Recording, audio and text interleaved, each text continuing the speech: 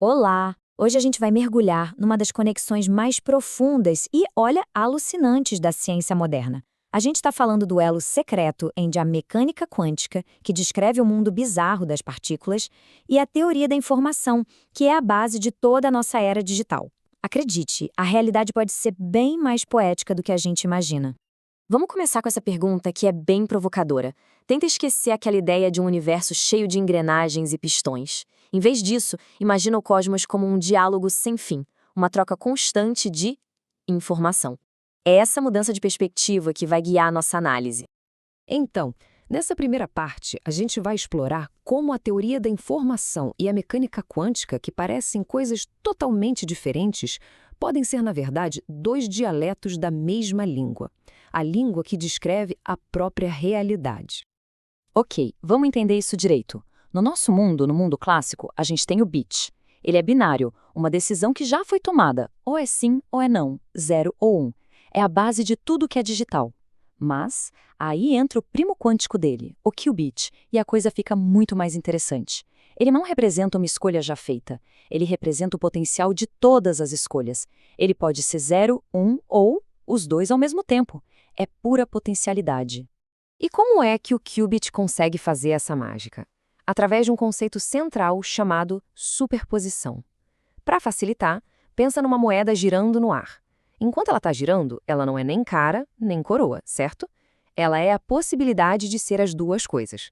Só quando ela para, quando ela cai, ou, no mundo quântico, quando ela é medida, é que uma realidade concreta aparece.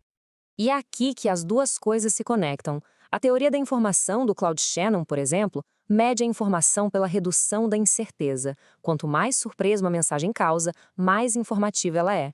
Do outro lado, a mecânica quântica diz que a própria realidade é incerta até a gente observar. Percebe? As duas teorias estão dançando em volta da mesma fogueira, o mistério da incerteza.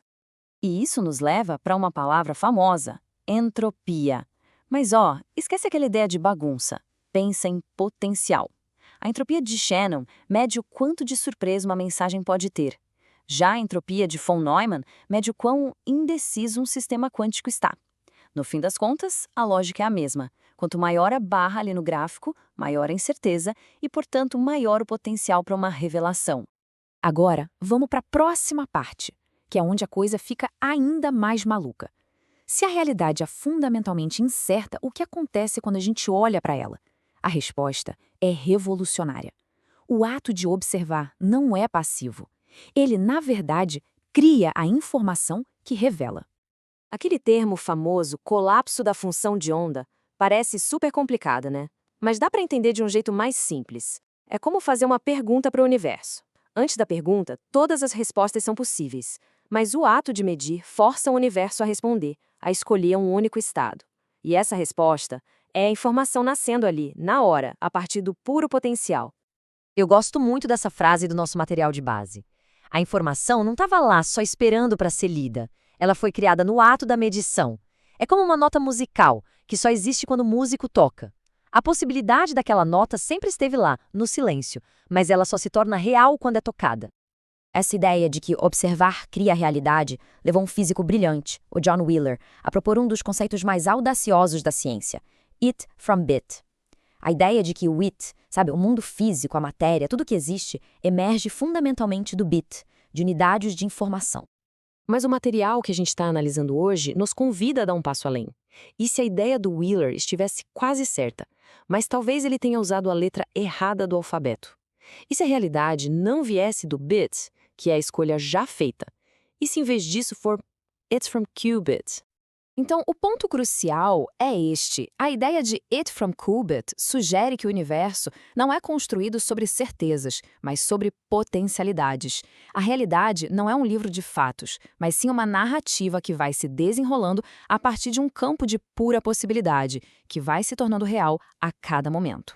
Com essa ideia em mente, a realidade começa a parecer menos com uma máquina e mais com um texto. Ou quem sabe um poema. Vamos explorar um pouco essa metáfora, que é fascinante. E olha, nada ilustra melhor essa ideia de um universo interligado do que o emaranhamento quântico. Duas partículas se conectam de um jeito que não importa a distância, o que acontece com uma afeta instantaneamente a outra. E aqui está o pulo do gato. Isso não é comunicação mais rápida que a luz. Não tem dados sendo enviados. É uma correlação que já existia, uma conexão informacional. A fonte nos dá uma analogia perfeita para isso. Pensa que você tem duas páginas do mesmo poema. Elas são rasgadas e enviadas para cantos opostos do universo. Se numa página você lê que a frase termina com amor, você sabe na hora que a outra página, a milhares de anos-luz dali, começa com o verso que rima. Nenhuma informação viajou. A conexão já estava escrita no poema original. Seguindo essa lógica, a gente pode construir uma metáfora bem estruturada para a realidade. Se o universo é um grande texto codificado, as partículas fundamentais como elétrons e quarks seriam as sílabas básicas dessa linguagem cósmica.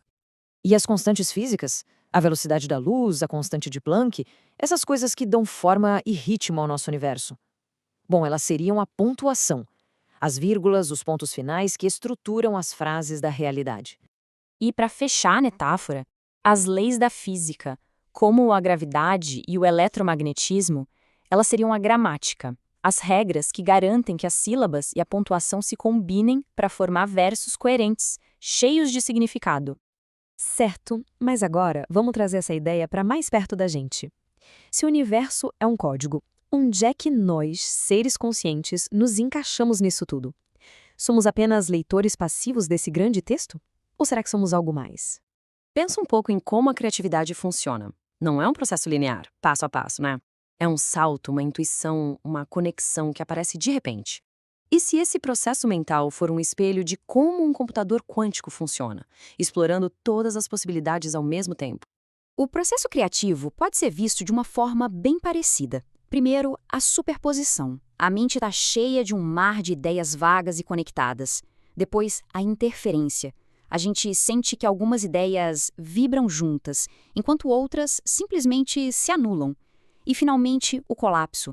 De repente, o eureka. A solução aparece, coerente e clara, como se tivesse sido escolhida a partir de um campo infinito de possibilidades. E isso nos leva à conclusão mais profunda de todas. Talvez a gente não seja apenas um observador externo do universo.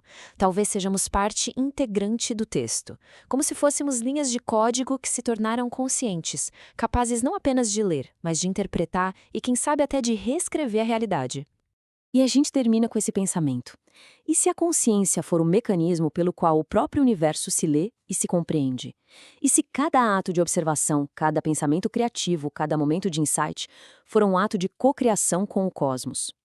No fim, a física e a informação não nos mostram um universo morto feito de matéria, mas sim um poema vivo. E nós temos o privilégio de sermos seus leitores.